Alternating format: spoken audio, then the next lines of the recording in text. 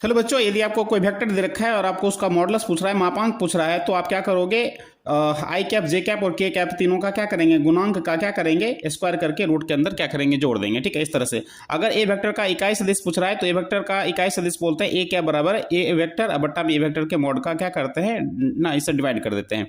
अगर ए वेक्टर का B vector पर प्रक्षेप पूछता है तो कुछ न मत करना। देखो, प्रक्षेप जब भी पूछेगा तो ऊपर में ए डॉट बी होता है, A vector dot B vector होता है। यहाँ भी ए वेक्टर डॉट बी वेक्टर है, लेकिन बी पर प्रक्षेप है, बी पर जिस पे पर लगा है ना उसका मॉडुलस नीचे लिखते हैं, उसका मापांक नीचे लिखते हैं। यहाँ पर देखो ए पर प्रक्षेप पूछ रहा है तो ए का मॉडुलस हम नीचे लिखते हैं। ठीक है, उसके बाद यदि ए वेक्टर डॉट बी वेक्टर का मान 0 हो जाए तो ए वेक्टर बी वेक्टर पर क्या होता है? लंब होता है। ये परीक्षा में पूछा जाता है। ठीक है, उसके बाद देखो यहाँ ए वेक्टर डॉट ए वेक्टर, अच्छा ये दोनों सेम है, सेम टू सेम है। ए वेक्टर का ए वेक्टर पे है तो थीटा हो जाएगा 0। इस स्थिति में क्या होता है? ए वेक्टर के मॉड का स्क्वायर होता है। ये पूछा जाता है। और एक बात याद रखोगे कि डॉट प्रोडक्ट में ये क्रम विनिमय का नियम लागू होता है। A vector dot B vector बराबर B vector dot A vector